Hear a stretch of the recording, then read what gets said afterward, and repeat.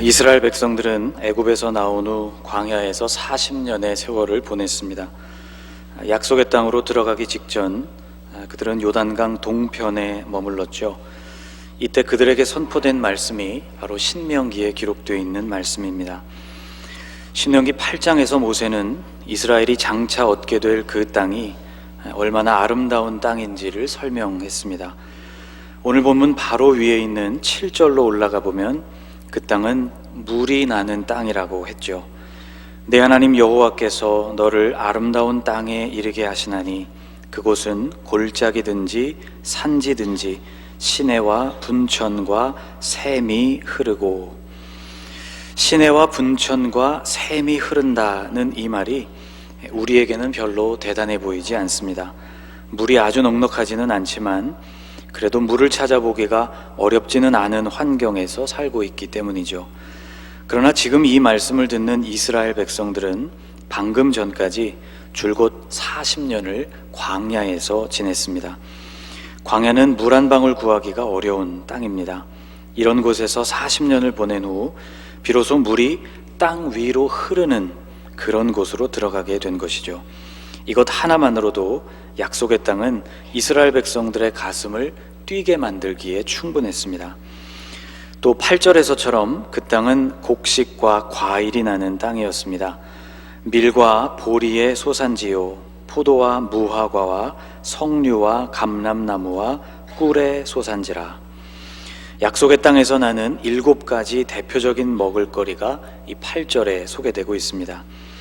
그동안 광야에서는 하늘에서 내리는 만나를 먹고 살았습니다.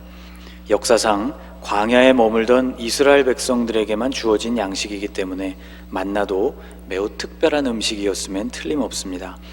그러나 이제 40년 만에 이스라엘은 밭에서 나는 곡식과 나무에서부터 열리는 과일을 맛볼 수 있는 기회를 얻게 된 것이죠. 굉장한 경험이었습니다.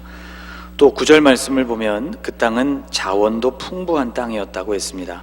9절 말씀에 의하면 그곳은 철을 돌처럼 주울 수 있고 산에서 구리를 얻을 수 있는 땅이었다고 했습니다. 이런 땅을 선물로 받게 된 이스라엘은 말로 표현할 수 없는 감격을 경험하게 될 것이고 그로 인해서 하나님을 마땅히 찬송하게 될 것이었습니다. 10절에서 모세는 이렇게 말했습니다. 내가 먹어서 배부르고 내 하나님 여호와께서 옥토를 내게 주셨으므로 말미암아 그를 찬송하리라. 이 말을 듣는 이스라엘 백성들은 말로만 들어도 행복했을 것입니다. 물이 흐르는 땅, 곡식과 과일이 열리는 땅, 자원이 풍부한 땅, 이제 그 땅이 저 요단강 너머에 있었기 때문이죠. 요단강을 건너라는 하나님의 명령이 언제 주어질 것인가에 백성들의 모든 관심이 쏠려 있었을 것입니다. 그런데 그 아름다운 땅을 백성들에게 소개하고 있는 이 사람 모세의 마음에는 정작 백성들의 마음에 있었던 기대감보다는 불안함이 있었습니다. 그의 불안은 이스라엘이 이 모든 것들을 누리게 되는 날, 그것이 하나님께서 베푸신 은혜라는 것을 잊게 될 것에 대한 염려였습니다. 물론 이렇게 큰 은혜를 받고 그것을 첫날부터 잊어버린다는 것은 어려운 일이죠. 여기서 잊는다는 말의 정확한 의미는 현재 내가 누리고 있는 그것이 이런 것들이구나 하는 사실 자체에 대한 망각이 아니고 그것에 대한 감격이 시들어지고 그것에 익숙해진다는 의미입니다. 무엇인가를 잊는다는 것은 시간의 흐름에 따라 천천히 진행됩니다. 그래서 스스로는 알아차리기가 어렵죠. 모세는 이스라엘 백성들의 마음에서 하나님이 베푸신 은혜에 대한 감격이 사라지게 될 그 순간이 이런 순간이라고 예상했습니다. 12절과 13절 말씀이죠. 같이 읽어볼까요? 내가 먹어서 배부르고 아름다운 집을 짓고 거주하게 되며 또 내 소와 양이 번성하며 내 은금이 증식되며 내 소유가 다 풍부하게 될 때에. 여러분, 배고파서 무엇인가를 먹어보았던 경험을 한번 떠올려 보십시오. 배가 고플 때 먹어서 배가 부르게 되면 신기하게도 배고팠던 시간에 대한 기억이 아주 빠르게 사라집니다. 아름다운 집에 살게 되면 임시 거처였던 천막에서 지내던 시절에 대한 기억도 빠르게 멀어지죠. 소와 양, 은금과 같은 소유의 풍부함이 더해가게 될 때 그런 것 없이 소박하게 살던 시절에 대한 느낌도 사라져버리게 됩니다. 느낌과 기억이 사라지는 것, 어쩌면 이것은 자연스러운 결과였는지 모르지만 그 특별한 은혜를 베푸셨던 분이 하나님이시라는 생각이 사라지는 것은 심각한 문제였습니다. 14절이 이렇게 이어집니다. 내 마음이 교만하여 내 하나님 여호와를 잊어버릴까 염려하노라. 하나님께서 베푸신 은혜를 망각하게 됨으로 맺는 열매를 가리켜서 모세는 교만이라고 했습니다. 교만은 사실을 망각하고 그 사실이 왜곡되면서 생긴 결과이죠. 진실은 사라지고 진실이 아닌 것이 진실처럼 믿어지는 현상, 이것이 교만이 진행돼가는 과정입니다. 모세는 이스라엘 백성들에게 진실이 무엇이냐 하는 것을 똑바로 알라고 지금 당부하고 있습니다. 14절 후반부터 나오는 말씀이 바로 그것이죠. 이스라엘을 애굽에서부터 이끌어내신 분, 넓고 위험한 광야를 안전하게 지나게 하신 분, 반석에서 물을 내신 분, 만나를 내려서 먹게 해주신 분, 그분이 바로 여호와 하나님이셨습니다. 약속의 땅으로 들어가게 하셔서 약속하신 그 복을 누릴 수 있게 하실 분도 바로 이 하나님이셨죠. 그런데 그 약속하신 바를 실제로 누리면서부터 그 모든 것을 주신 분이 하나님이라는 생각은 점차 옅어지게 되고 스스로의 힘으로 모든 것을 얻게 되었다는 생각이 점차 짙어지게 됩니다. 이것이 바로 교만이라는 병이 우리 안에서 진행되어가는 모습입니다. 완성된 교만의 상태가 17절에 나오고 있죠.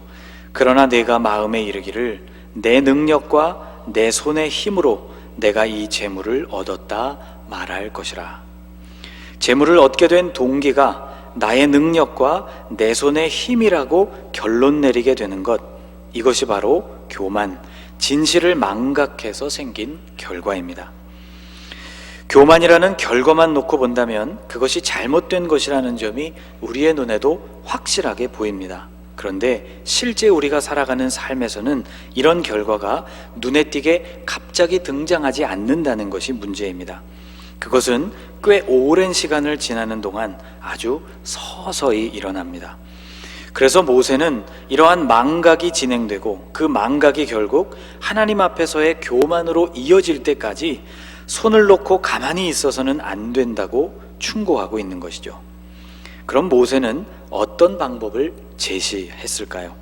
모세가 제시한 방법은 바로 기억입니다. 기억의 반대는 잊어버림이죠. 망각입니다.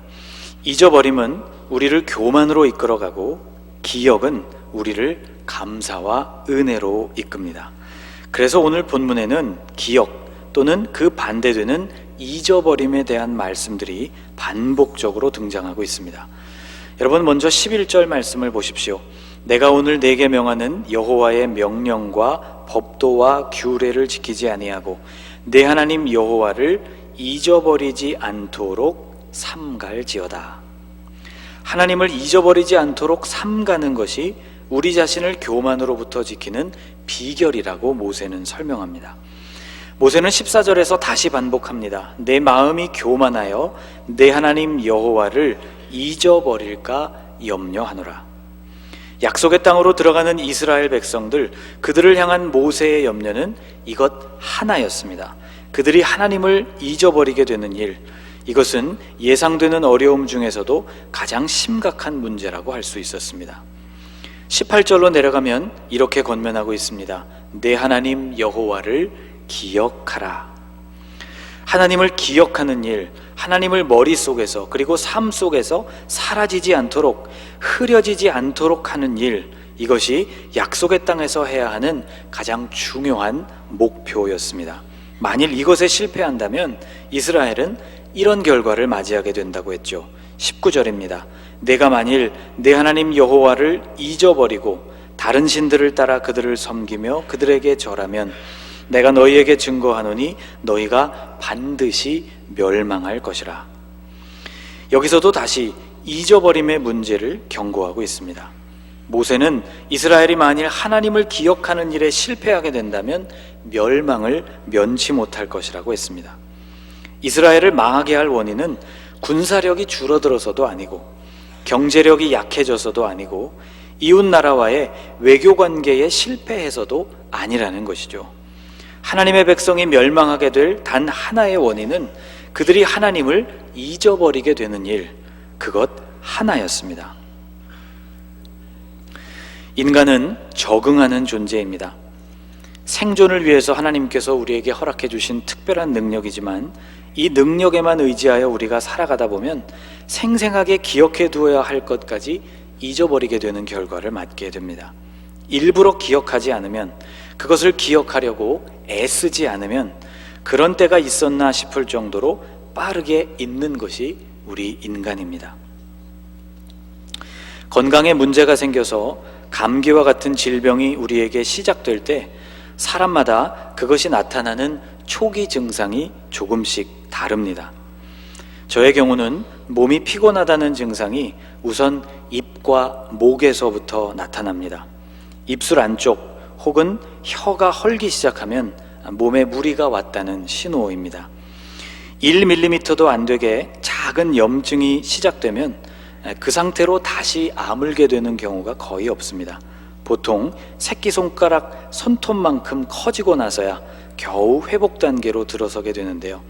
보름도 넘게 걸릴 때가 허다합니다. 구내염이 이렇게 시작될 즈음 목 안도 붓기 시작합니다. 보통은 침을 삼키는 일조차도 아주 고통스러운 정도까지 진행이 되어서 꽤 오랫동안 지속되는 편입니다. 이렇게 되기 전까지는 아무렇지도 않게 침을 삼키고 음식을 먹었죠. 그때에는 목으로 삼킨다는 행위 자체를 진지하게 생각하지 않았습니다. 그런데 이렇게 고통을 맛보게 되면 무엇인가를 목으로 넘길 수 있다는 것이 그렇게나 대단하고 고마운 일이라는 사실이 비로소 느껴지게 되는 것이죠. 구내염이나 인후염 이런 증상이 아주 천천히 회복되게 되는데요. 놀라운 사실은 언제 그것이 완전히 나았는지를 기억하기가 힘들다는 것입니다. 아프기 시작한 순간은 분명히 기억이 나는데 낫기 시작한 순간, 곧 삼키는 일이 크게 어렵지 않게 되고 환부에서부터 통증이 사라지기 시작하는 순간, 새살이 완전히 차오르게 된 그 순간은 절대로 기억이 나지 않습니다. 언제 아팠었나 하는 생각도 하지 않게 되고 아무 생각 없이 다시 삼키고 먹는 과정을 되풀이하게 되는 것이죠. 이것이 얼마나 고마운 일상인가를 비로소 다시 생각하게 되는 시점은 그 고통이 다시 시작될 때입니다. 참 한심하구나 그런 생각을 하게 됩니다. 여러분, 인간이 이처럼 약삭빠르고 이기적인 존재이기 때문에 하나님께서 우리에게 절기를 주셨다고 저는 생각합니다. 구약의 절기, 그 핵심에는 시간을 거슬러 올라가서 어렵던 순간을 다시 맛보게 하려는 의도가 들어 있습니다. 절기의 핵심이 바로 기억인 것이죠. 3대 절기의 하나인 무교절은 유월절을 기념하면서 시작합니다. 유대인들은 지금도 정해진 절차에 따라서 의미 있는 음식들을 식탁 위에 차려냅니다. 유월절이 다가오면 이스라엘에서는 집집마다 대청소에 들어가게 되죠. 누룩을 없애기 위해서입니다. 출애굽하던 그날 밤과 같이 누룩이 들어가지 않은 무교병을 만들어야 하기 때문에 어딘가에 떨어져 있을지도 모를 모든 누룩의 입자들을 제거하는 것이죠.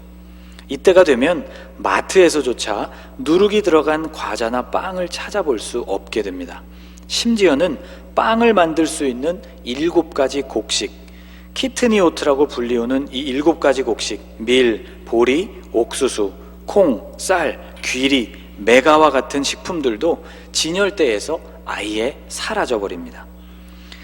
6월절 만찬은 하가다라고 불리는 예문집을 따라서 진행이 되는데 그 식탁에서 아이들은 그 예문집에 나와 있는 내용대로 어른들에게 질문을 던지게 되어 있습니다. 우리는 오늘 밤에 왜 다른 날과 달리 무교병을 먹나요?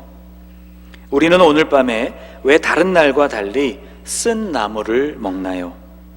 우리는 오늘 밤에 왜 다른 날과 달리 파슬리를 소금에 찍어 먹나요? 우리는 오늘 밤에 왜 다른 날과 달리 비스듬히 누워서 밥을 먹나요? 이 각각의 질문에 어른들이 답을 해주면서 식구들은 오래전에 있었던 유월절 사건을 기억하게 됩니다. 불편한 절차를 거치고 딱딱한 빵과 쓰디쓴 음식을 먹는 동안 기억은 선명해지고 그 기억은 머리에만이 아니라 감각을 통해 몸에 새겨지게 됩니다. 동시에 일상에서 누리는 달콤한 음식과 부드러운 빵이 얼마나 고마운 것인지를 깨닫게 되는 것이죠. 초막절이 되면 임시로 머물 허름한 집을 반드시 짓습니다. 사는 곳이 아파트 혹은 연립주택이라고 해도 테라스 공간을 이용해서라도 꼭 초막을 짓습니다. 허술한 임시 초막에 불과하지만 짓는데 필요한 까다로운 규칙들이 있어서 그 규칙을 준수하며 초막을 지어야 합니다. 이렇게 번거로운 작업을 하고 멀쩡한 집을 놔두고 며칠씩이나 이런 초막에서 잠을 자다 보면 광야에서 40년을 보낸 조상들의 삶이 온몸에 새겨지게 되고 지금 살고 있는 집이 얼마나 소중한 것인지를 깨닫고 감사하는 마음이 들게 되는 것이죠. 여러분, 맥추감사주의를 향한 5주간의 여정 가운데 오늘이 그 중간에 해당됩니다. 기억하는 일이 이처럼 중요하다면, 그리고 기억을 위해서 불편을 경험하는 일이 우리에게 반드시 필요하다면 우리에게도 일부러 불편을 선택하는 일이 필요해 보입니다. 여러분에게 이런 제안을 해보고 싶습니다. 앞으로 맥추감사주일까지 약 3주간의 시간이 남았습니다. 제가 여러분에게 오늘 제안하는 일들을 이 3주 동안 하나씩 실천해 보시면 어떨까 싶습니다. 여러분, 하루 정도는 차를 놔두고 걸어 보십시오. 지하철이나 버스를 타고 다니신다면 한두 정거장 정도 미리 내려서 걸어 보시기를 바랍니다. 탈 것이 있다는 사실에 감사한 마음이 들게 될 것입니다. 좋아하는 것을 한 번만 건너뛰어 보십시오. 커피가 생각나도 좀 참아보고, 목욕탕 가는 일을 즐기시는 분이라면 목욕탕 가는 일을 한 번만 걸러보고, 배달 음식을 한 번만 참아 보십시오. 일상이 되어버린 것들이 우리에게 얼마나 고마운 것인지를 깨닫게 될 것입니다. 여러분, 침대에서 주무시고 계시다면 하루 정도는 바닥에 요를 깔고 잠을 청해 보시기 바랍니다. 푹신한 침대를 누릴 수 있다는 사실이 우리에게 새롭게 다가올 것입니다. 무엇인가를 누리고 있다 보면 누리지 못한 시절에 대한 기억은 사라지게 되고 처음부터 그것을 누렸던 것으로 착각하게 됩니다. 우리도 17절과 18절 말씀을 마음에 새겨야 할 것입니다. 같이 한번 읽어보겠습니다. 그러나 내가 마음에 이르기를 내 능력과 내 손의 힘으로 내가 이 재물을 얻었다 말할 것이라. 내 하나님 여호와를 기억하라. 그가 내게 재물 얻을 능력을 주셨음이라. 이같이 하심은 내 조상들에게 맹세하신 언약을 오늘과 같이 이루려 하심이니라. 아멘. 우리가 누리는 것은 내 능력과 나의 손의 힘으로 얻은 것이 아닙니다. 그것을 얻을 능력을 주신 분이 있었기 때문에 우리가 그것을 누릴 수가 있는 것이죠. 그 능력을 주신 하나님을 기억하는 사람은 그래서 복이 있습니다. 모세는 하나님을 잊어버리게 되는 것, 지나온 광야 40년의 역사를 잊게 되는 일, 약속의 땅에 대한 감격과 감사를 잊어버리게 되는 것이 이스라엘에게 있어서 가장 치명적인 요소가 될 것을 경고했습니다. 그리고 참으로 안타깝게도 모세의 간절한 이 권면은 가나안 땅에 들어간 지 얼마 지나지 않아서 잊히고 말았죠. 사랑하는 여러분, 절기에 담겨있는 정신은 기억입니다. 우리는 올해의 첫 번째 감사절기인 맥추감사주의를 향해 가고 있습니다. 첫 곡식을 거둔 기쁨을 단순히 스스로의 노력의 결과로 여기지 않고 그것을 허락하신 하나님의 은혜임을 기억하는 것이 맥추감사의 정신입니다. 한 해의 절반을 보내는 동안 하나님께서 어떤 은혜를 베푸셨는지, 어떤 기쁨을 주셨는지, 현재에 이르게 되는 과정에서 어떻게 세밀하게 인도하셨는지를 여러분 일일이 기억하시는 나날이 되실 수 있기를 주님의 이름으로 축복합니다. 기도하겠습니다. 하나님, 많은 것들을 누리고 있지만 그것이 처음부터 우리에게 있었던 것처럼 생각하는 우리를 용서하여 주옵소서. 무엇이든 얻을 능력을 주셔서 그것을 얻은 것인데 본래부터 우리에게 그런 힘이 있었던 것으로 착각하는 우리를 또한 불쌍히 여겨 주옵소서. 새로운 해를 선물로 받아 절반을 넘기고 있는 우리, 감사절기를 향해 가고 있는 우리가 지나온 광야를 돌이켜보고 거기서 경험한 하나님의 공급하심을 기억하게 하옵소서. 또한 약속하신 땅에서 약속하신 것들을 베풀어 주시는 그 하나님을 경험하는 순간에도 그것이 주님의 은혜임을 기억하는 하나님의 백성들이 되게 해 주옵소서. 예수님의 이름으로 기도하옵나이다. 아멘.